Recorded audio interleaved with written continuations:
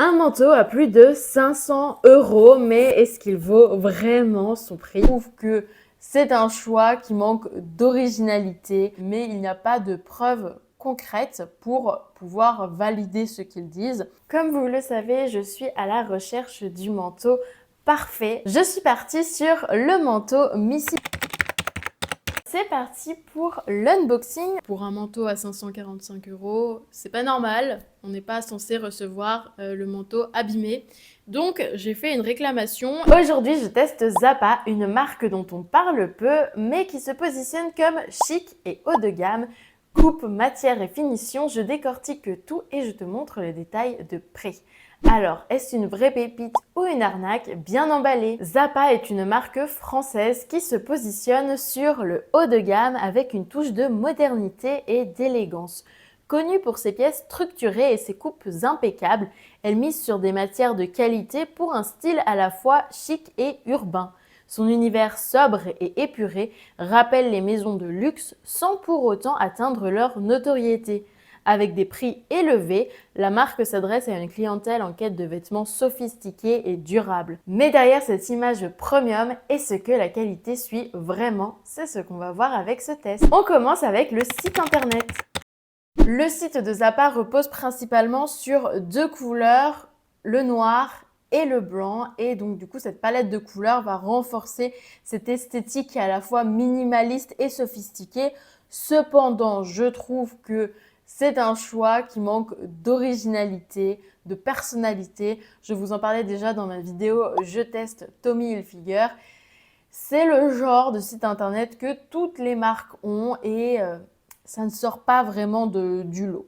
Malgré cela, je trouve que les shootings photos sont bien réalisés, les mises en scène sont plutôt pas mal, même si c'est devant un fond gris, donc assez basique également. Il y a la fonctionnalité de zoom au survol, donc si vous passez votre souris sur la photo, eh bien ça va zoomer pour voir le vêtement de plus près, donc c'est pas mal.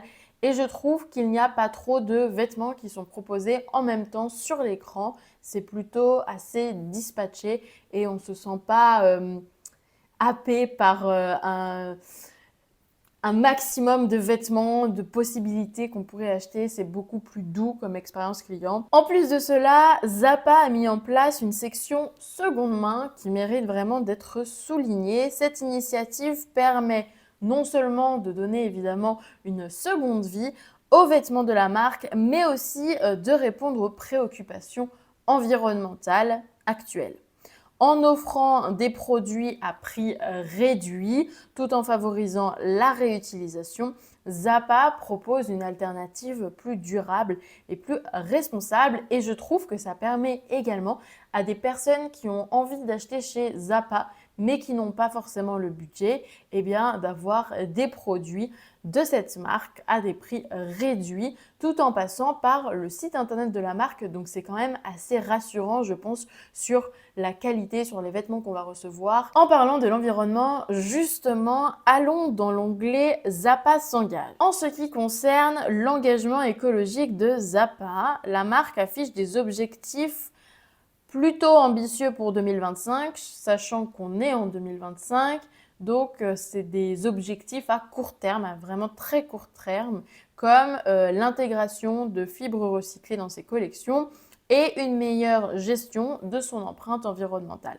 Ce n'est pas des objectifs non plus incroyables, mais pour des objectifs à court terme, ça peut être super intéressant. Cependant, je trouve que même s'ils disent que ils veulent être transparents, par exemple, eh bien, pour moi, ils ne le sont pas, parce qu'ils le disent, mais il n'y a pas de preuves concrètes pour pouvoir valider ce qu'ils disent. Par exemple, il n'y a pas de lien vers des rapports qui détaillent leurs actions passées ou des informations, des preuves tangibles finalement, comme des certifications ou des labels, par exemple GOTS ou Fairtrade, qui justement garantiraient la durabilité de leurs produits. Alors sûrement que ça doit exister si on cherche dans les tréfonds d'Internet, mais j'ai envie de dire sur cette page d'engagement écologique de Zappa, on n'a pas de lien qui pourrait nous envoyer vers ce genre d'informations. Et donc du coup, ce sont des informations quand même, à mon avis, assez compliquées à trouver. En plus, ils mentionnent du coup leurs efforts pour travailler avec des fournisseurs responsables. Par contre, on ne sait pas où sont les lieux de fabrication, quels sont les fournisseurs avec qui ils travaillent. Il y a tout un flou autour de leur pratique, de leur fabrication. Donc, j'ai envie de dire que c'est un petit peu du beau parler, cette page engagement écologique, mais que concrètement, c'est un petit peu vide. On passe à la partie décryptage du vêtement. Comme vous le savez, je suis à la recherche du manteau parfait pour cet hiver et pour les hivers prochains.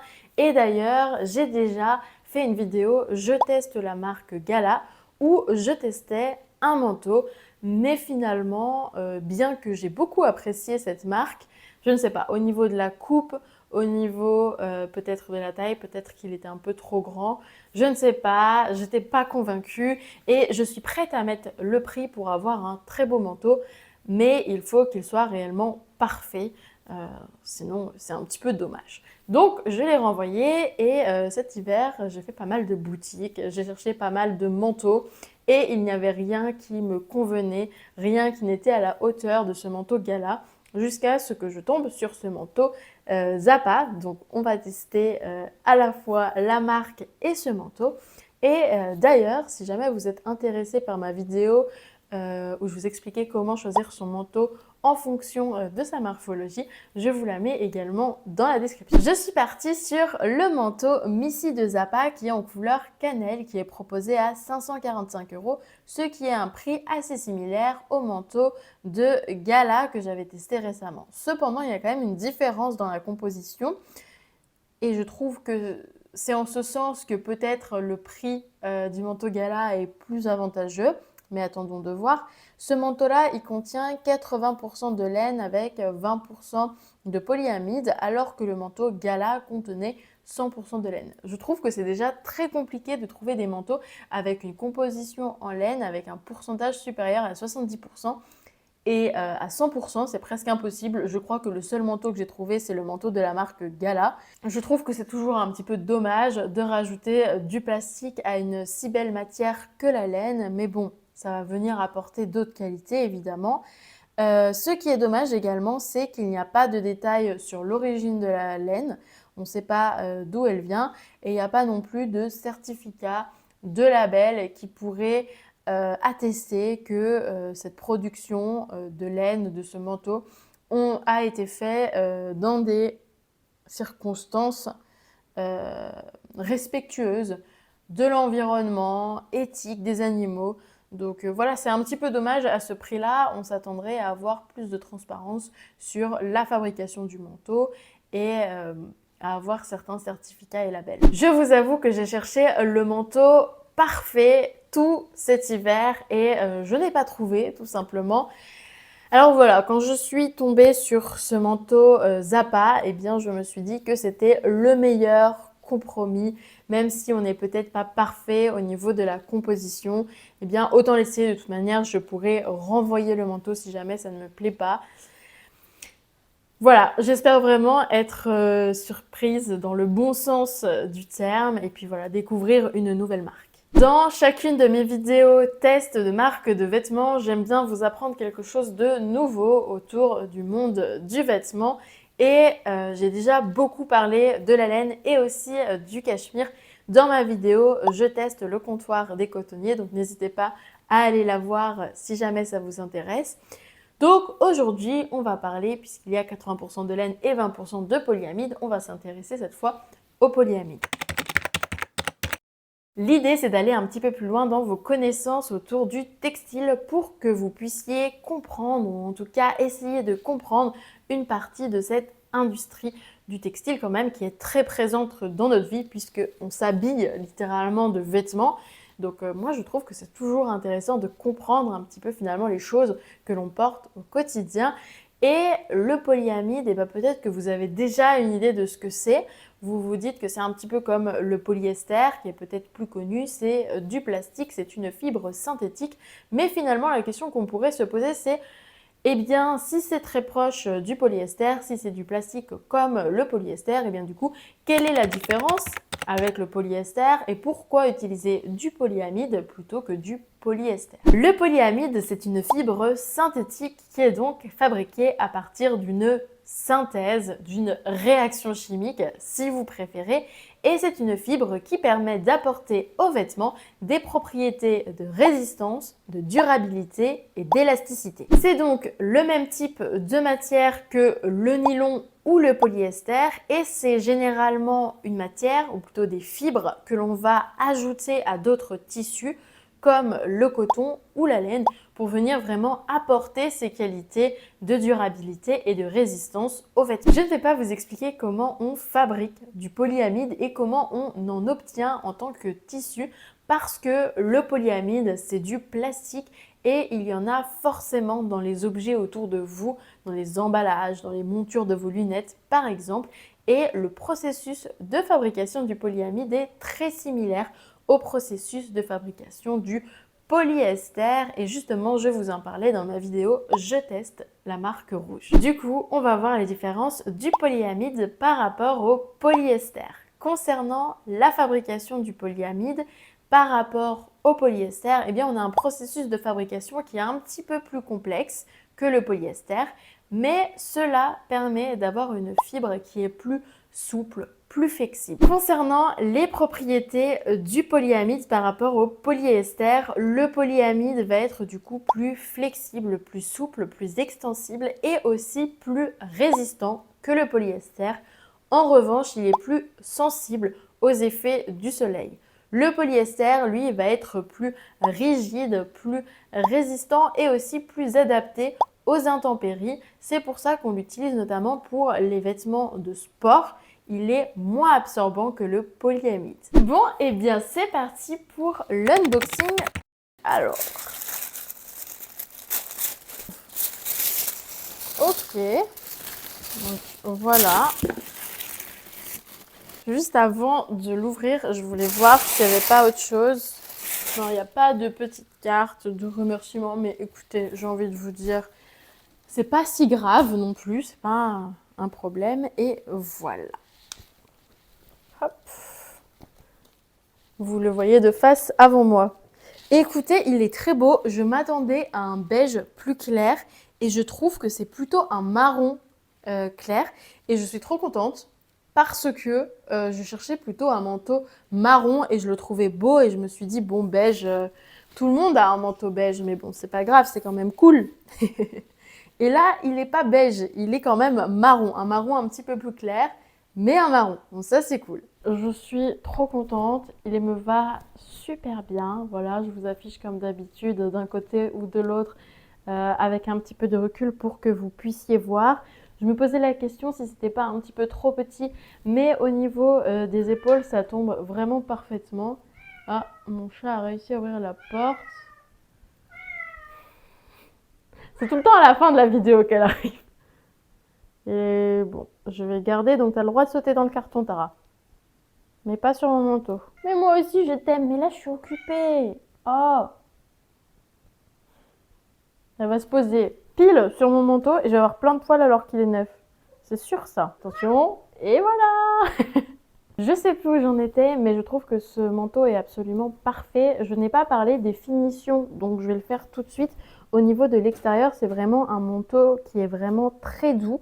Et au niveau de l'intérieur, on va regarder ensemble. Alors, il y a certaines choses qui sont cousues et qu'il va falloir découdre, comme les poches et vous savez, le derrière du manteau. Vous allez voir de toute manière que je ne peux pas, ça ne bouge pas derrière. Il y a du coup un endroit avec un bouton que moi j'ai noué parce que je trouve qu'il est trop large. C'est parfait, je veux dire les finitions sont parfaites. En fait, on dirait qu'il n'y a pas de couture apparente, même à l'intérieur c'est vraiment très beau. Alors évidemment pas au niveau des poches, mais là où il y a les coutures apparentes au niveau des poches, c'est absolument magnifique. On voit qu'on est sur des finitions magnifiques. Et d'ailleurs, il y a juste un détail, c'est en fait le manteau est cassé. Je viens de me rendre compte de ça. en regardant cette poche. En fait, cette poche, elle tient par 2 fils ici, là et là. Et de ce côté, elle tient par 2 fils également, là et là. Sauf que ce fil-là est cassé. Ça m'embête parce que je suis couturière, donc j'ai envie de dire, j'ai la flemme de le manteau est parfait. J'ai la flemme de renvoyer juste pour ça. La poche, elle tient quand même, même si ce petit fil, il n'y est pas. Pour le prix, pour 550 €, c'est abusé, quoi. Qu'il y a un défaut comme celui-ci. Mais je pense que je vais faire moi-même le petit raccommodage. Bon, comme vous voyez, je ne suis pas habillée pareil, c'est parce qu'on est un autre jour, en fait, on est une semaine plus tard. Les amis, j'ai eu des péripéties avec ce manteau, je vais pas vous mentir. Il fallait que je rajoute cette petite partie à la vidéo pour être totalement transparente avec vous. En fait, au moment de filmer de plus près le manteau, de regarder les petits détails de près et tout, je me suis rendu compte que la ceinture, c'était en train de se découdre ici aussi. Donc, au niveau de la poche, ça se découd, enfin, c'est décousu. Au niveau de la ceinture, ça se découd. Voilà, quoi. Pour un manteau à 545 €, c'est pas normal. On n'est pas censé recevoir le manteau abîmé. Donc, j'ai fait une réclamation et pour le coup, le service client a été très réactif puisque j'ai eu une réponse dans la journée ou le lendemain, je me rappelle pas, mais c'était vraiment très réactif pour me faire une proposition qui m'a plu, qui était soit je renvoie le manteau et je me fais rembourser, soit on me rembourse de 150 €. Et moi, toute contente, je me dis, trop bien, je vais pouvoir me faire rembourser de 150 €. Je vais reprendre moi-même les petites coutures qui sont en train de sauter. Et si jamais je n'y arrive pas, j'irai chez une couturière, comme ça, nickel, mon manteau est parfait. J'ai ce manteau puisqu'il était sold out au moment où j'ai fait cette réclamation. Et je voulais absolument ce manteau, quoi. Et malheureusement, j'ai reçu un mail, donc après le week-end, que finalement, bah non, c'était pas ça le choix. C'était soit je le renvoie et je suis remboursée, soit je vais chez une couturière et je me fais rembourser la facture. Donc j'explique que, bah non, enfin, moi je veux la proposition que vous m'avez faite dès le départ. Et donc du coup, il y a beaucoup d'échanges de mails qui se font où je dis, bah que non, enfin, moi c'est ce que vous m'avez proposé, c'est ça que je veux. Et finalement, elle me dit non, j'ai jamais dit ça, c'est pas possible, ce que je vous expliquais c'était ça et tout. Bref, il arrive un moment où je fais une capture d'écran de son mail, j'entoure l'endroit où c'est marqué qu'elle me rembourse de 150 € et elle me répond assez sèchement pour me dire il y a eu un bug, maintenant il faut prendre votre décision, sinon je clôt le litige. Voilà. Autant vous dire que j'étais trop contente, enfin j'avais une super impression de la marque Zappa. Je vous en ai dit beaucoup de bien quand même si la marque n'était pas parfaite. Autant vous dire qu'à ce moment-là, j'étais énervée. Ça m'a saoulée. Du coup, je vais renvoyer ce manteau. Elle m'a envoyé l'étiquette de retour parce que je peux plus me le voir, quoi. Enfin, on me fait une proposition et on n'est pas capable de respecter la proposition qu'on me fait. C'est possible de se tromper. Elle a peut-être copié-collé un autre mail ou elle n'a pas envoyé à la bonne cliente, je sais pas. Mais dans ce cas-là, on marque excusez-moi, je me suis trompée. On ne fait pas tourner en bourrique pour me faire croire que j'ai rien compris en fait. Il n'y a pas eu de bug, elle s'est juste trompée, c'est pas possible. Donc, je suis encore un petit peu énervée. Ce manteau, je l'adore. Et ça m'énerve de devoir le renvoyer. Et peut-être que si elle m'avait proposé l'histoire de se rembourser la couturière dès le départ, j'aurais dit oui sans hésiter. Mais là, le fait de revenir en arrière, je trouve pas ça normal. Mais je viens de voir que le manteau est de nouveau disponible sur le site. Donc je suis en train d'hésiter de renvoyer celui-là qui est abîmé et de recommander un nouveau en croisant les doigts pour qu'il ne soit pas abîmé. Parce que, je sais pas, je me dis que normalement c'est un coup de pas de bol, quoi. Il est abîmé, ça arrive, ça peut arriver. Je vais en avoir un nouveau, il sera peut-être pas abîmé. Mais voilà, j'hésite de me prendre la tête encore une deuxième fois pour rien, donc dites-moi dans les commentaires ce que vous en pensez. Et moi, je vous laisse avec la fin de la vidéo. Je vous en ai parlé tout au long de la vidéo, mais ça fait pas mal de temps que j'ai commencé cette série de vidéos « Je teste une marque » et il y a une playlist complète sur ma chaîne YouTube qui s'appelle « Je teste la marque » avec toutes les marques de vêtements que j'ai testées. N'hésitez pas à vous abonner car je teste régulièrement de nouvelles marques. Généralement, c'est un petit peu par période, voilà, lié plus ou moins au solde. Mais voilà, c'est des vidéos que je fais quand même assez régulièrement, donc n'hésitez pas à vous abonner si ça vous intéresse. Et puis surtout à me dire ce que vous pensez du manteau et de la marque Zappa, si jamais vous avez déjà testé cette marque. Et puis je vous dis à la semaine prochaine.